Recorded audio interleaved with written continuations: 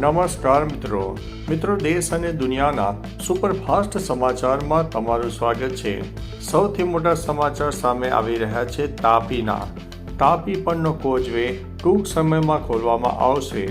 સુરતનો રાંદેર કતારગામ જોડતો એકમાત્ર કોઝવે આ વર્ષે ઉકાઈ ડેમમાંથી પાણી છોડવાના કારણે રેકોર્ડ 144 દિવસથી બંધ છે। હાલ તાપી નદીની સપાટી ભયજનક સ્તરથી 6 મીટર નીચે જતા ટૂંક સમયમાં કોઝવે ખુલવાની શક્યતા છે। 20 નવેમ્બર ઉકાઈ ડેમની સપાટી 344.57 ફૂટ છે, જ્યારે 6000 ક્યુસેકથી વધુ પાણીની આવક અને જાવક ચાલી રહી છે। કોઝવે ખુલતા લોકોને 1 થી 1.5 કિલોમીટરનો ફેરો મારવાની મજબૂરીમાં રાહત મળશે।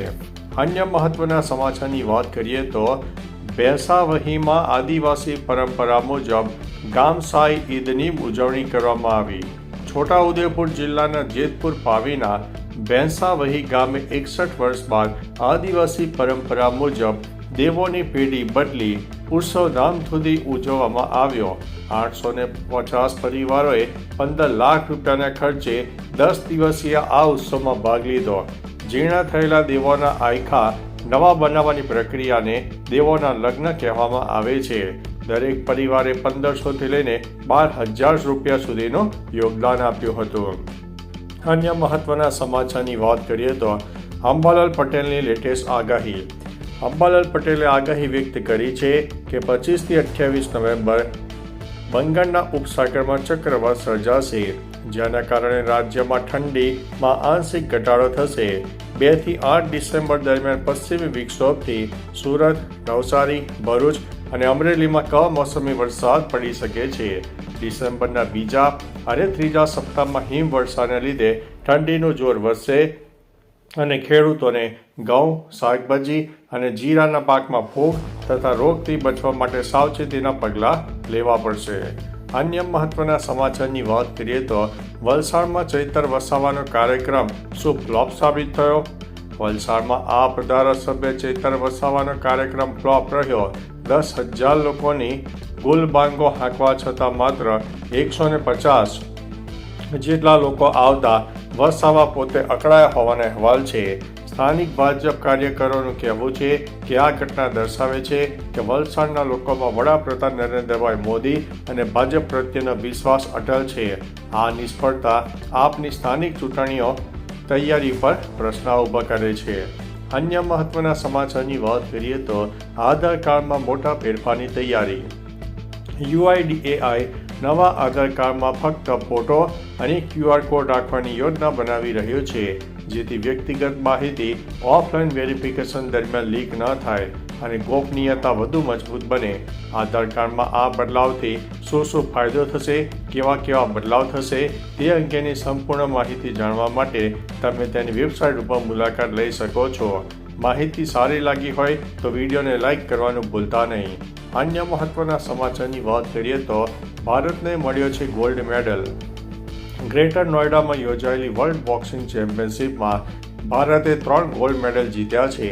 ભારતીય બોક્સર મીનાક્ષી હુડ્ડાએ 48 કિલોગ્રામ કેટેગરીમાં અને પ્રીતિએ 54 કિલોગ્રામ કેટેગરીમાં અને અરિંધતુએ 70 કિલોગ્રામ કેટેગરીમાં જીત મેળવી છે।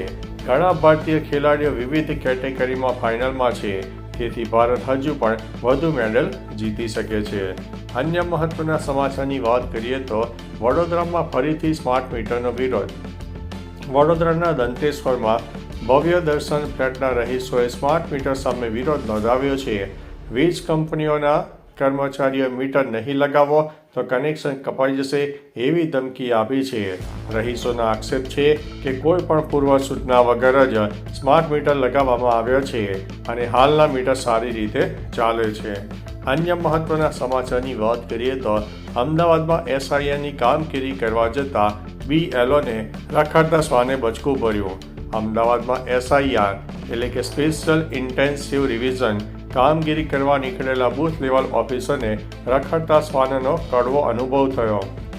ફરજ પર રસ્તા પર જ જતા BLOને રખડતા કૂતરાએ બચકું ભર્યું હતું, જેના કારણે તેમને ગંભીર ઈજા થઈ। આ ઘટના શહેરમાં રખડતા કૂતરાઓની વધતી સંખ્યા અને તેમના આતંકને દર્શાવી રહ્યું છે। અન્ય મહત્વના સમાચારની વાત કરીએ તો ગુજરાતમાં 6 નવી ડીઈઓ કચેરી શરૂ થશે. ગુજરાત સરકારે શિક્ષણ વ્યવસ્થાપનને વધુ સરળ બનાવવા માટે 6 નવી જિલ્લા શિક્ષણ અધિકારી કચેરીઓ શરૂ કરવાનો મહત્વનો નિર્ણય લીધો છે. આ નવી કચેરીઓ અંજાર, અમદાવાદ શહેર, વડોદરા, રાજકોટ, સુરત અને ગાંધીનગર ખાતે શરૂ થશે. આ ફેરફારનો હેતુ ડીઈઓ કચેરીનું કામગીરીનું ભારણ ઘટાડવું અને શાળાઓનું નિરીક્ષણ વધુ અસરકારક બનાવવાનો છે. અન્ય મહત્વના સમાચારની વાત કરીએ તો ભાવનગરમાં બીજેપીના કાર્યાલયનું લોકાર્પણ. ભાવનગરમાં ભાજપના નવીનીકરણ પામેલા કાર્યાલયનું લોકાર્પણ કરવામાં આવ્યું. આ પ્રસંગે ભાજપના પ્રદેશ અધ્યક્ષ જગદીશ વિશ્વકર્મા, મંત્રી મનસુખ માંડવિયા અને પ્રદેશ સંગઠન મહામંત્રી રત્નાકર હાજર રહ્યા હતા.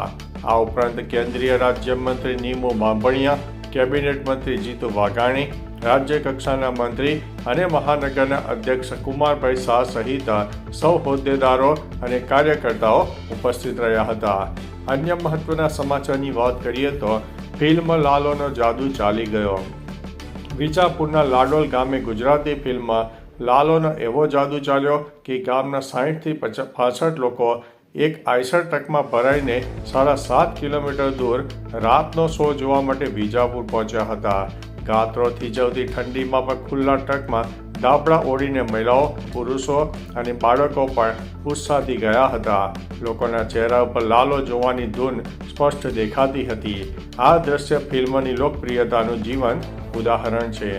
અન્ય મહત્વના સમાચારની વાત કરીએ તો રાપરમાં ખાતર મેળવવા માટે ખેડૂતો કલાકો સુધી લાઇનમાં ઊભા રહેવા મજબૂર બન્યા છે. કચ્છના રાપરમાં રવિ પાકના વાવેતર માટે ખાતરની તીવ્ર અછત જોવા મળી રહી છે. સહકારી મંડળીઓ અને ખરીદ વેચાણ સંઘ પાસે વહેલી સવારથી જ ખેડૂતોની લાંબી કતારો જોવા મળી. ખાતર ન મળવાથી વાવેતરમાં વિલંબ થઈ રહ્યો છે અને ખેડૂતોને ભારે હાલાકી ભોગવવી પડી છે. ખેડૂતોએ તાત્કાલિક ખાતરની વ્યવસ્થા કરવા સરકાર પાસે રજૂઆત કરી છે. અન્ય મહત્વના સમાચારની વાત કરીએ તો આણંદમાં સાંસદ ખેલ મહાસવનો શુભારંભ કરવામાં આવ્યો. આણંદ જિલ્લામાં સાંસદ ખેલ મહાકુંભનો ધામધૂમથી શુભારંભ થયો. બાકરોલના યુગ પુરુષ સ્વામી વિવેકાનંદ સ્પોર્ટ્સ કોમ્પ્લેક્સમાં સાંસદ મિતેશ પટેલે ઉદ્ઘાટન કરાવ્યું. Kabaddi, volleyball, boxing, swimming, chess, badminton સહિતની રમતોમાં મોટી સંખ્યામાં સ્પર્ધકોએ ઉત્સાહભેર ભાગ લીધો હતો. આ મહોત્સવનો હેતુ ખેલદિલી વધારવી અને દેશ માટે ઉત્તમ રમતવીરો તૈયાર કરવાનો છે. જિલ્લા આગેવાનો પણ ઉપસ્થિત રહ્યા હતા. અન્ય મહત્વના સમાચારની વાત કરીએ તો તીવ્ર ઠંડીની ચેતવણી. ભારતમાં એમાં પણ ખાસ કરીને ઉત્તર ભારતમાં તીવ્ર ઠંડીની શરૂઆત થઈ જવા પામી છે. હવામાન વિભાગે રાજસ્થાન, મધ્યપ્રદેશ, પંજાબ, હરિયાણા અને ઉત્તર પ્રદેશમાં ચેતવણી જારી કરી છે. રાજસ્થાનના સીકરમાં તાપમાન 7 ડિગ્રીની આસપાસ નોંધાઈ ગયું છે, જ્યારે મધ્યપ્રદેશના રાજગઢમાં પણ 7 ડિગ્રી નોંધાયું છે. છત્તીસગઢના પેંડારામાં 9 ડિગ્રી સેલ્સિયસ નોંધાયું છે. હિમાચલ પ્રદેશ અને જમ્મુ કાશ્મીરમાં તાપમાન 0થી નીચે ગયું છે. તો ચાલો મિત્રો, ફરીથી દેશ અને દુનિયાના સુપરફાસ્ટ સમાચાર લઈને મળતા રહીશો. ત્યાં સુધી અમને રજા આપશો. નમસ્તે.